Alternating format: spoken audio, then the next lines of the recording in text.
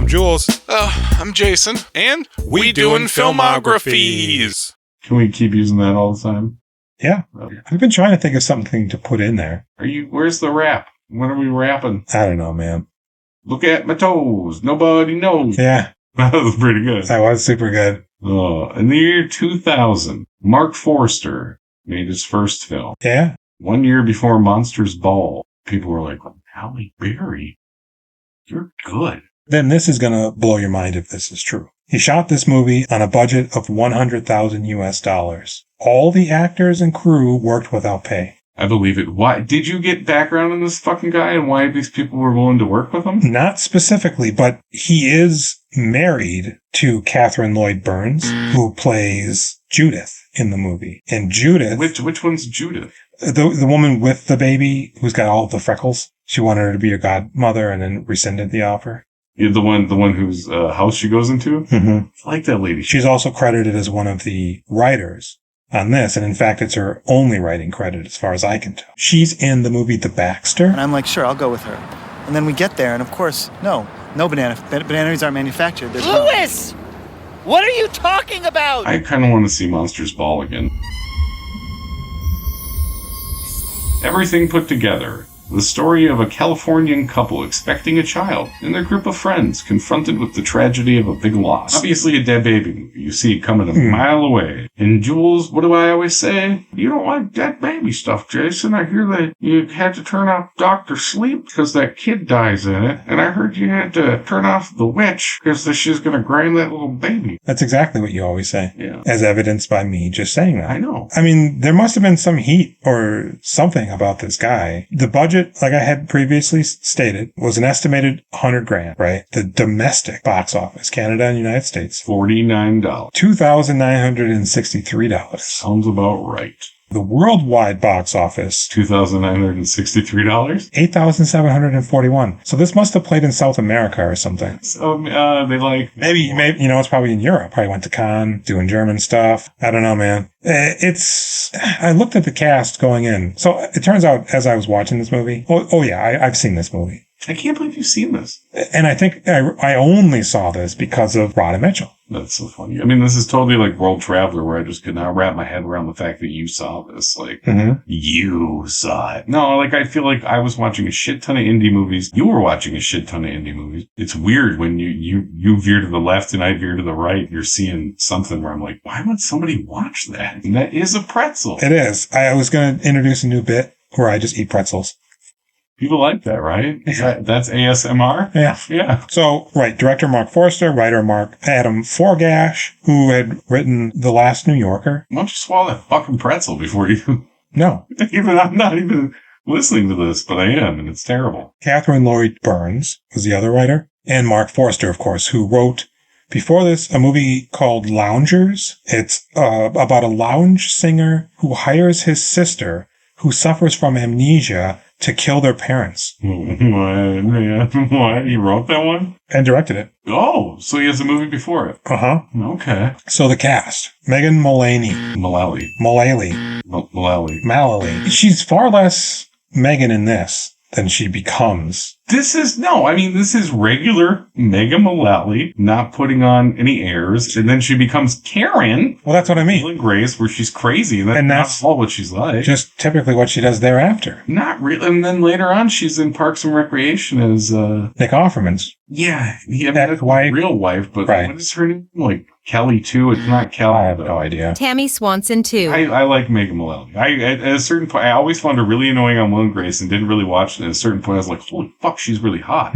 Obviously, everybody, of course, knows her from Will and Grace. She was also in a show, I didn't know this existed, Wainy Days. You hear that? Yeah, it was this web series, right? Oh, I don't know if it's a web series, but women. He was kissing in the photo. Yeah, I think every episode he made out with a beautiful lady. It went on for like 4 years. 63 episodes or something, quite a few. 39. She was also Suzette in Once Bitten. Oh, wow, I love your outfits. You want me to take your names for the best costume contest? Sure. And apparently she also had the Megan Mullally show. You're saying her name weird again. Mullally? What is her name? Megan Mullally? Mullally? Mullally. It's a name, man. It's not her spirit. I didn't realize that they had a TV show. But I mean, does she have one though? It went on it was only one season. But like, what What is it? Do you know anything? No idea. I feel like you should have looked it up, man. I should. In fact, I saved it as a link to do just that. What is it? It's a talk show? Is it a sketch show? A talk show. A talk show. Yeah. But when we come back, Deborah and I are going to do the one thing that Karen and Grace never did together. Find out what that is right after this. Should we tweet her? Yeah. We should tweet everybody everything. Yeah. So we had Catherine Lloyd Burns as Judith. I did like her. I was surprised to see that she was in fewer things than I thought she would be because she just feels so... Yeah, I thought I saw her in a million things. I think she might be... She kind of looks like, say, Annabelle Gish. She was on, like, Ned and Stacy, the single guy. Oh, I think it might be Ned and Stacy, I'm thinking. Yeah, a lot of these people are kind of around there, right? So then we have... Did you watch The Single Guy? Oh, yeah. Whatever happened to him? Canceled? No, I mean like in real life, the actor. Yeah, I'm saying. He's canceled? I don't know. I remember very little about it. Probably for the best. Okay, I'm sorry. I'll try not to derail you. No. We're going to be here till midnight. We are. Luis Ferreira, who played Russ, but he's credited as Justin Luis, which is apparently the name he had for a significant, well, maybe not a significant, at least one of the thing that I saw. I didn't see it, but I saw his name as that. Who's Russ in this movie? The husband. Rodda Mitchell's husband. Wait, what else is he in? He played Declan on Breaking Bad, which I think was the motorcycle guy. And he was also in Dawn of the Dead. I think he's the husband in the beginning. It's weird how these people seem so familiar. And then you look at are like ringing. It could have been just, I caught a tail end of some dumb movie on USA 15 years ago. It's the same thing as that guy from Home Movies, the brother. And we're like, we recognize him. We look at the credits and we're like, no. So then we have Matt Malloy, who I famously mistook as Don Castellaneta, Homer Simpson. What is he from? He's from a bunch of stuff. Well, I probably recognize him most because I've seen these dumb TV shows. Lethal Weapon, Angie Tribeca, but he was also on Warren the Ape and Red Belt. Red Belt? Uh-huh. The movie with Tim Allen and Chiwetel Ejiofor? Yeah. Well, that's a good movie. The David Mamet. I watched it recently. It's not as great as I remember. Oh, really? I remember it being like really stoic and but I don't know. It doesn't really add up, some of it. We have Michelle Hicks, who played April, Judith's younger sister. Remember her? She was like, you want me to be the godmother? What about your sister here? Oh, wait. Yeah. Okay. She's like, have you met April? She was in Mr. Robot. She was in a Bush music video. And this is interesting because I'm not 100% clear on actually how this works, but she was in Mulholland Drive, Drive, the TV movie it's credited as. But then she's also in Mulholland Drive, Drive, the movie. So one was the pilot that was going to be a TV show, and they said no. And then David Lynch said, I'm going to put some more things in it. And that became the movie. We also have Alan Ruck. Yeah. Just briefly. His name apparently is Kessel. Like the Kessel Run? I have to assume. You see him very early on, and then briefly towards the end, and that's it. We also have Mark Boone Jr., who obviously we know from 30 Days of Night, Memento, Batman Begins. Do you find it weird that he gets so much work? No, I mean, he's got 160 credits. Yeah, you don't find it weird that Mark Boone is in so many different things? No, what I did find weird was I actually kind of thought he was handsome in this one. I mean, he's less slovenly than he is in some of these later movies. You know what else he's in? Memento. Arena Brains. Yeah. Remember that? Looking quite young. Yeah. He plays a little bit of a bitch, a little bit of a dingus. I think he's fine as an actor in general. Mm-hmm. I assume he's probably good and just slipping under my radar. But he's got such a weird look that I find him, he's younger, I found him somewhat unlikable just based on his Mark Boone Jr. look. He's great as a sleazy, crooked cop. Like in Memento, where he's the asshole. Batman Begins, he's a cop. He's good, right, as a Big Lebowski style kind of dude, like in Patriot. He's in there. They did a folk record together. Drop on my old lady's face.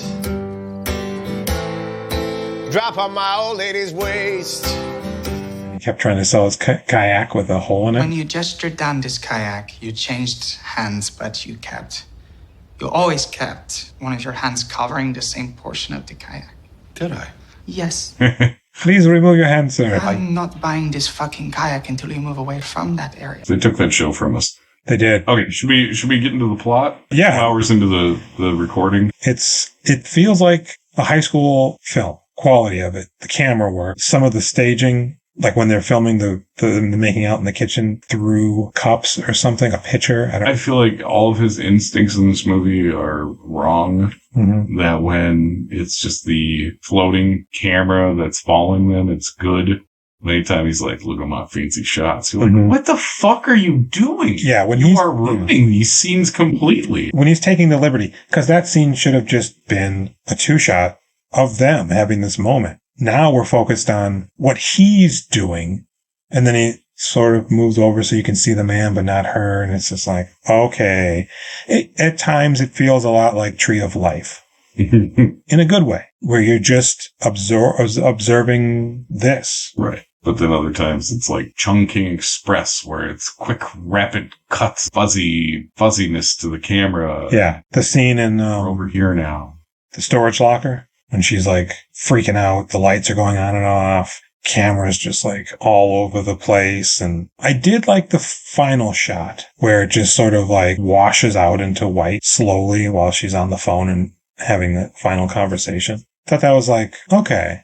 It's a weird movie, man, because at times it feels so very dramatic, and at other times it feels like a farce. I mean, I think he's fucking you over. That's why you feel it's a farce, because I feel the actual meat of the movie and the majority of the performances meet up with the heaviness of it, and it feels, here goes my favorite word to say on this podcast, very true. Yeah. This is every parent's worst nightmare. This seems exactly like how it would go. Mm-hmm. It doesn't seem like melodrama, really. It seems like a captured breakdown. Yeah, a lot of it kind of gave me Requiem for a Dream vibes, where it's just shit pile on, and then you're just watching them try not to lose their shit. Yeah, it's not a tidy wrap up. There's the friends are now distant, and you're going to run into them, and it's going to be terrible. And fuck. It also kind of felt like they were making the husband an issue as well, where he's basically the main crux of this movie is, right?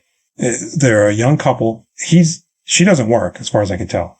He's doing something, and they're pretty well off, right? They have 2 cars. They're living in a nice Californian, upper middle class suburban development. They have friends. They have kids. They're expecting their first. Their friends have some are pregnant. And Judith goes into labor after they're all doing like their pool Lamaze class, I think is what it is. And Radha Mitchell happens to be the only one nearby who comes in after everybody else has left. And this is scary. You assume this is going to be the traumatic event that's rippling through everything. Nope, her water broke. She's going into labor. Everything's fine. She's got a beautiful baby. Yep, so Radha gets her to the hospital, and it means a lot to Judith. So much so that she decides to have Radha Mitchell as her kid's godmother. They don't specify if Russ was supposed to be the godfather. But also this...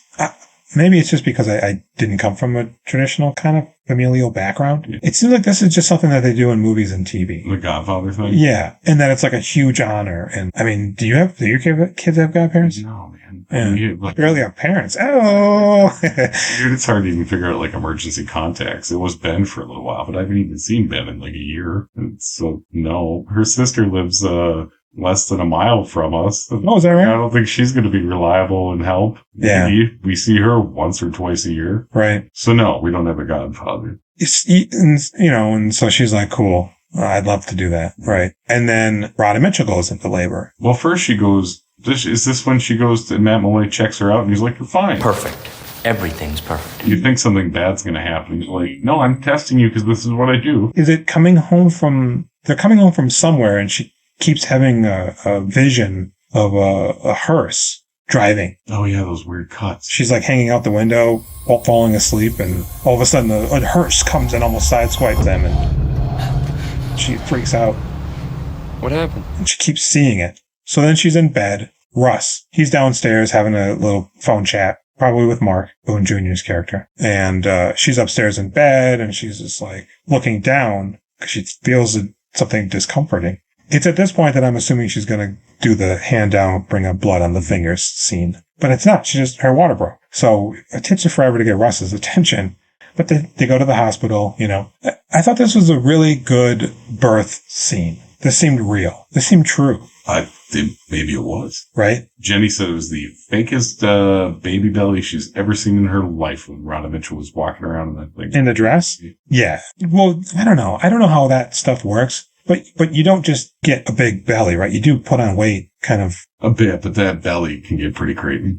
And Radha's a beanpole in this, you know. So they're doing, I like because they're like, push, you know, and she's just like, I've had all I can take, but she pushes, you know. They have the baby, and then she pushes out the placenta, and the doctor is just like, oh, cool. And the husband gives him the camera, like, take a picture. And he's like, I don't know, just push the button, right? And aren't they bulb cleaning the baby's nose too? Yeah, get the guts out of his nose so he can breathe. Once that meconium if it gets in there, if they breathe it in, it's a real problem. Have you ever heard of people keeping the placenta and then like eating it, making like placenta pate? And yeah, there's people that are mentally ill out there. That's fucked up. Yeah, that makes me want to throw up. No offense if you do it, but I mean, you should be offended. I mean, I guess if it's a cultural thing, we have no place picking on you, but if you're white and you're doing that, you disgust us. If you're a white American, if you're an American, maybe, if you're just American, maybe you don't have to say white. Yeah. If you're like an American and you're doing that, if you're not from another country, there's something wrong with you. If you're not starving. Yeah. You're not a wolf who has to keep your calories up and eat every piece that isn't the living baby. And then maybe even the baby too. Animals get crazy with that shit. Right? What is that, the mom gerbils are always like, I'm stressed out, I'm going to eat all these babies I made. Male cats have no problem killing the babies. They got to keep them away from them. These lions go around and kill everybody from the other tribes. They're tribes. And then fucking Idris Elba, they fuck with him. We're in his territory now. Did you watch Beast? That seemed silly. Poor Idris, he can't find a single goddamn good movie to be in. No, because what's that Genie movie? Oh. Nothing about the trailer like says anything to me. Mad Max made it. Well, that says a lot. What if I said Babe Pig in the City made it? Oh, that means a lot. Okay. Yeah, man. They named the kid Gabriel. Yeah. Right? And the angel. And it's great. And all the ladies come by. Barbie comes by. That's Megan Mullally. What is it? She's called Megan. I'll call her Mullally. You know what I'm going to call her? Eminem. Oh, like Marshall Mathers. Oh, I didn't even think about that. So they have the baby, and all the ladies love it. But the baby dies. Yep. Homer Simpson comes in. Calls Russ out into the hallway. Looks like bad news. And she's looking. Talk. She's Russ does the look over there. She knows. She screams. She screams. She's pretty good at this moment. She's good in this entire movie. And then they quick cut to her friends dismantling the nursery.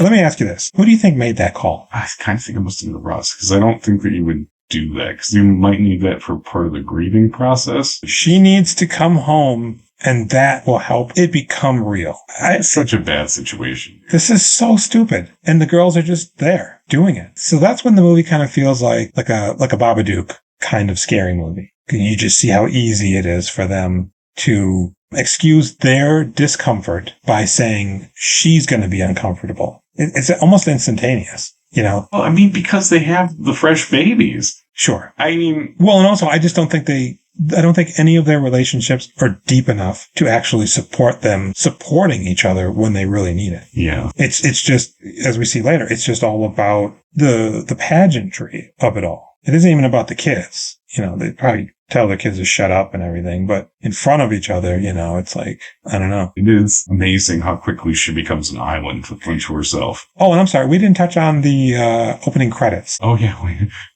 The opening credits is is it a baby in utero? Like, you can't really tell. The sac in the womb moving around. You can kind of catch glimpses of parts of it. But what we want to talk about is the Incubus font. It's very new metal orgy, Blue Monday.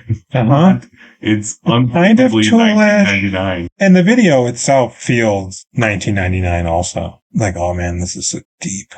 This baby's fractured. You're lucky, everybody. Before my rental ran out, I took screenshots. I got Radha screaming. Yeah, I mean, you can't steal this thing. Nobody's got this anywhere. This thing. I screenshotted. Well, why would you rent it again when you could have bought it for $5.99 instead of renting it for $2.99? I didn't even think about that. I didn't even see how much that cost. Damn it. What did you rent it on? I'm assuming Amazon. So yeah, they clear it out. Get everything the fuck out of there. We don't see the husband at all in this. So I that's why I was wondering, like, did the ladies think this was a good idea? But later we see he has it in storage. So the nurse at the place, what do they call that? A hospital.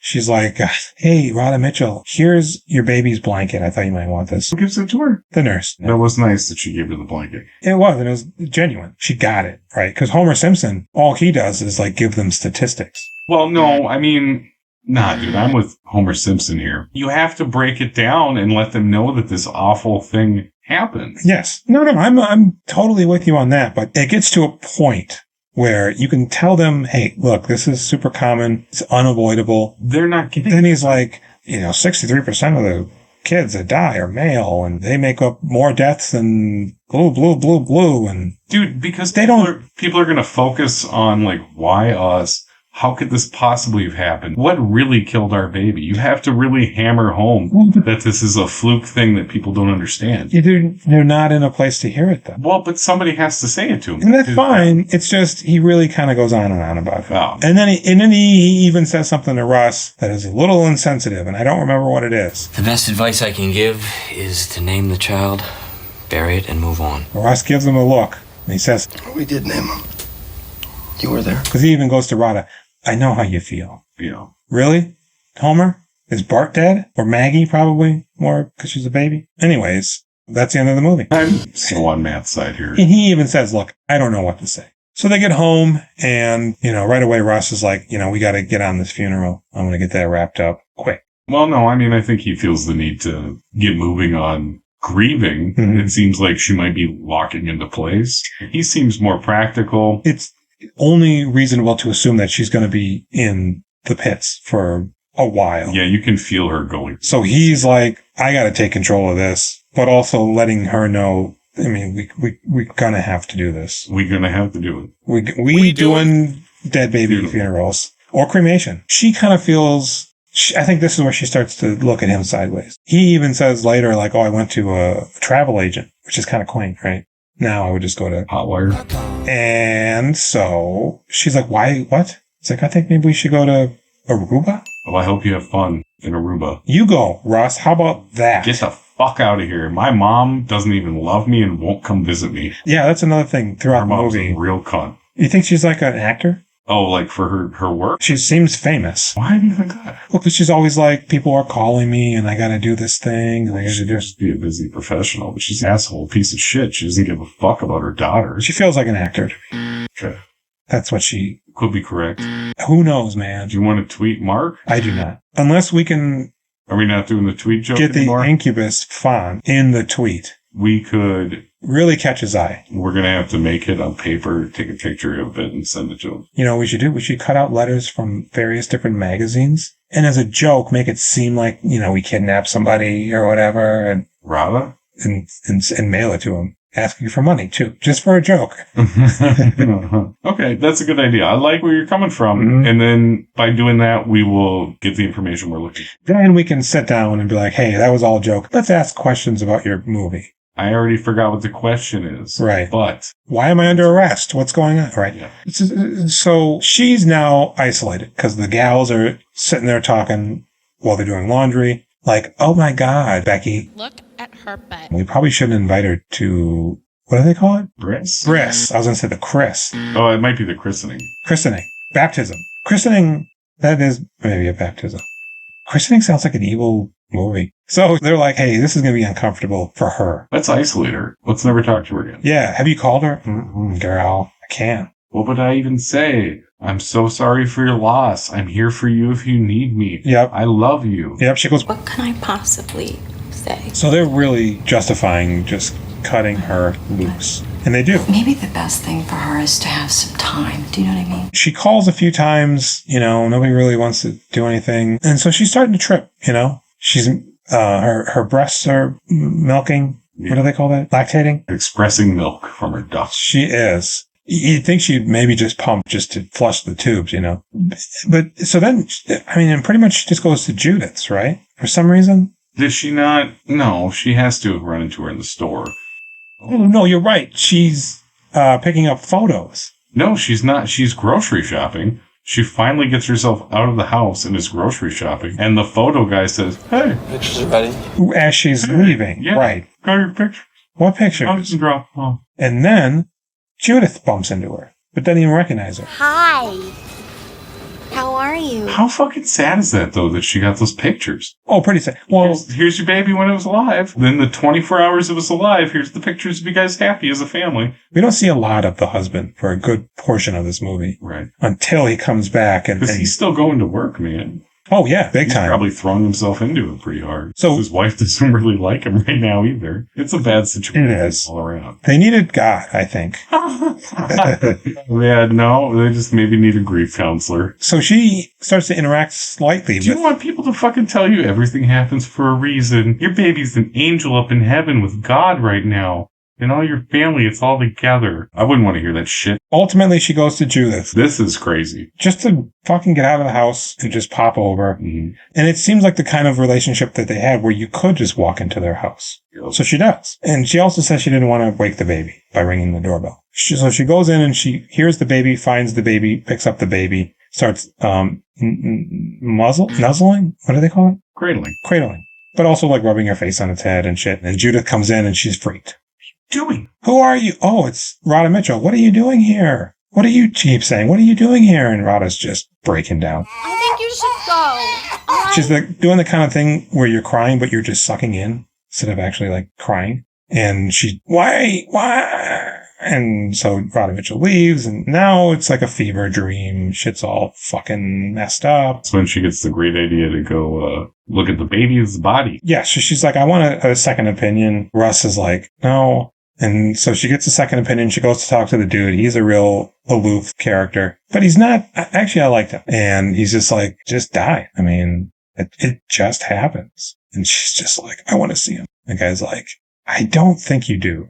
I mean, it's an invasive procedure, an autopsy. You're dismantling somebody, right? So she goes down and the dude's like, all right, here you go. And she goes, It's not my baby. When he takes out that itty bitty tray, this is where it doesn't even weigh anything. Just lays that basically like a pizza pan down. Mm-hmm. That's her fucking baby. That's so sad. But it isn't. That's what she says. I know my own son. And then he looks at the paperwork and he goes, Oh, I'm sorry. Oh, did I miss this part? You did. He puts the baby back, pulls out a second baby.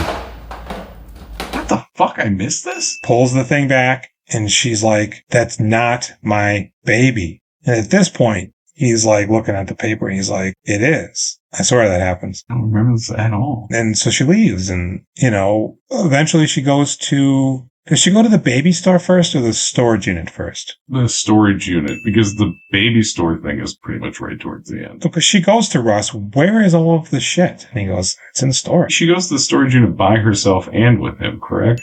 Eventually. She goes with the receipt. Hey, I need to get in there. You got the key? I don't have it. That's my name on the receipt. But you don't have the key. No, I don't have the key, but I have the bill. The bill doesn't open the door. The key opens the door. I don't have it. My husband, he's in the hospital. Oh, maybe you can call him? You know what? He's under heavy sedation. So she gives him like $60. He's like, all right. Only because he's ill. So she goes into the thing. It's like a labyrinthine hallway, concrete floors and like fluorescent lights. I just did this when we moved here. She stores a lot of her stuff. They're a bit creepy. Judith even throws away her invitation to the christening, and the maid finds it in the garbage and just realistically assumes, oh, it just fell out of the pile. So they get the invitation, they show up, and they're like, all right, godmother and father, come on up. And it's her sister and her dorky husband. But Radha Mitchell stands up too. She thinks, hey, it was me, right? Yeah, nobody even said anything otherwise. We talked about this. Nobody said, we don't want you. Yeah. And she looks quite the fool. She's so embarrassed. And rightfully so. Everybody's looking at her. There's only like 8 people in the room. Mm-hmm. So she just sits down. She pretended like she was just moving closer. And Russ is just, he can't believe it. How dare you? So then Mark Boone Jr., who's Judith's husband, shows up. Oh, hi, Mark. And he's like, I got a wine on chill if you want to come in. Nah, man, let's go for a walk, bro. Okay. So they go down to the gazebo. And he's like, man, things are hard right now, bro. With Judith and, the baby dying, and we got a baby now. And Russ is like, so what are you saying, man? I just feel like we shouldn't, hang around together, Breaking up with me, Bill? Man, you're just awkward. And he's like, yeah, it is, Bill. You did that. You can call me anytime. You should call me anytime. Anytime. At the office. And he's like, so are we done? And Mark Boone's just like, oh, right. So now it's Russ and Radha together. But she has to freak out at the storage unit. She finds the stuff, but she runs away, and Russ goes back with her, and he's like, see, it's all here. There's nothing wrong, But she's going to the baby store to like be amongst the things and snuggle in that bear or kangaroo or whatever. Yeah, and she runs in the M&M and she's like, oh, what are you doing here? She's like, I'm just picking up some stuff, you know. Oh, okay. And, Like they know. Right. Like, you're not supposed to be here. And kudos You don't belong here. Yeah, kudos to Kessel, because he's actually cool about it. He's not like necessarily, he's trying his best not to make it or be weird about it. And Eminem's just like, oh, well, as soon as Radha shows the little boy a picture of her baby, Eminem's like, we gotta go. He's tired. He's like, Mom, I'm not the shit. And they bust out of there. I mean, that is an uncomfortable moment if she's showing her dead baby to people. Alive in the picture, but like, hey, little child. Well, because the kid goes, your baby died. She's like, yeah, you want to see him? So, I mean, it's, you know, not like she just was like, you want to see a magic trick? Yeah. You know? But I mean, whatever. Her grief is her truth. But she starts to break through. Yeah. You know, she's like, man, we ain't got food. I'm eating baby food. So she starts throwing that shit out, chucking it. She gets some food in the house. Her and Russ are having a romantic dinner. And then eventually they go to Aruba. And they just got back. And they're feeling it, you know? They were doing conga lines and heroin lines also. Nice. and all of a sudden she gets a phone call and it's Barbie. No, it's Judith. She goes, oh, hey, girl. And she goes, Judith? And she's like, oh, Radha? Oh, I got the wrong number. Hey, I don't talk to you. I inadvertently called you. Well, how are you? I was expecting that. Yeah. No, she's like, how are you? Oh, I'm fine. No, but I mean, like, what's going on? And I'm pregnant. We just got back from Aruba. Oh my God, I can't believe it. It's so wonderful. You know, because your other baby died. I don't know what to say. This is incredibly good news. And she's like, oh shit, let me get Barbie. I think I know how to do this. Let me get Barbie on the line. And so she, do you think she's really pregnant? Boy, you know, it seemed like no. Yeah, it kind of seemed like she just wanted to say that. Put it out there. You know. And you can see on her face, they took the bait. And she's just like, yeah, these people are despicable. Thanks. But she could very well be pregnant. Yeah. Because they're drawing her back into the fold. So Barbie's on the phone. They're freaking out. And immediately, what do they start doing? Well, I know the best preschool. Well, you got to get her on the list. I'll get her on the list. We need to do this. Your kids are going to be hanging out with my kids. And we're going to introduce you to, oh, you don't even know the girl that we replaced you with. Oh, you're going to love her. She's just like you, you know? Vada Pitchell? Vada Pitchell. And all the while, it's just becoming increasingly more and more overexposed. And it's just washing into the whiteness of it all, which is an apt metaphor. And it just ends with their inane yammering. What do you make of that ending? I think she has advanced. I think she is dealing with it. Mm-hmm. I think she's still ill, but she is just play acting probably with her former friends. Maybe just feel that friendship for one last time. And even if she is actually pregnant, Not that there's anything wrong with that. whatever the actual reality is, you can tell, yeah, she's just waiting for the right moment to just turn off the phone. Yeah, and Russ wouldn't even. He ain't about it. These people. No, because what, Bill's gonna. Serious? Because you know, yeah, Bill's gonna come back. Oh, hey, bruh. I just want to hug you. This is a very sad movie. It is. It's an interesting film. I don't know that I really like it. And I don't know if I really liked it when I had seen it originally. But it's got a lot of things going on that when it gets out of its own way or is actually able to pull some of these things off. I mean, yeah, man, you can see this ain't a fluke. This Forster guy, this kid's going somewhere. I felt like there was a moment early on where I was like, I think this is a good movie that is full of distractions. And I wouldn't say that I necessarily liked it by the time it was over, but I still felt like it was good. Mm-hmm. I felt like it showed something we don't talk about very much. I mean, it didn't seem exploitative, really. The way Radha plays the role, she doesn't have like a big over-the-top freak-out moment, you know, like a Julianne Moore moment in Magnolia. She's singing because the guy fucked up or asked her about her medication or whatever. Singing? Yeah, they sing in that movie. But they do sing, but not at that point, right? Fuck you. Right. But then she sings because she sees frogs. It feels like that's coming. She's going to blow up at Russ, but she really doesn't. She just has that very believable anguish moan. She's completely deflated. She's been punched in the gut. The emotions are raw. I like that you spend all of your time with her. Yeah. And that a lot of the characters in the middle chunk of the movie really just fade away. And you're just left with, is this real? Like she dreams. Russ finds her standing at night in the baby's room with the lights off. Well, why is the crib in there and everything? There was a crib in there, right? They brought it to the storage unit. Maybe, did they bring it back? Did she buy stuff? Maybe she did. That baby monitor was crying. That wasn't real, but I liked that. But that happens a lot where they get phantom signals up from baby monitors. As soon as you hear that crying, she doesn't even question, what is it? She just instinctively goes to the baby. Which is odd because she never really experienced that. She probably didn't even experience the baby crying. A couple days old, their cries are real small and silly. Yeah, well, I mean, okay, what's your rating on the movie? The movie itself, I'm going to go with a 5. Okay. Right up the middle. What would you give this movie? Yeah, I would give it a 6. I wouldn't watch it again. I wouldn't say I super enjoyed watching it. I did feel that there was a real honesty to this that spoke to me as a parent. And it was horrifying and a real bummer. And I feel like it earned that 6, even though it's full of stupid fucking film school bullshit. Mm-hmm. What do you give about a petrol? Oh, boy. It's a tough one. A tough one. I feel like I want to go super high. Then I feel like maybe I don't want to go that high. I'm going to give her an 8. Okay, because I was going to say, and remember, this isn't like we don't have a chart matching the numbers and trying to find truth if we're assholes or giving them out too easily. I think an 8 is solid. What more can you say about that 8? Nothing. All right. I was actually going to give her an 8 also. Yeah. I was trying to figure out 8 or 7. I feel like she embodied this person really well. Yeah. I never felt like I was really watching Radha Mitchell. I felt like I was watching this poor lady unravel. Mm-hmm. And that's the magic of acting if you can do it right. I feel like she did it right. Big time. 8. Solid. So, I don't know, does this sound like a movie you guys want to watch? It's out there. It takes courage, I think, to watch this. What? I don't know.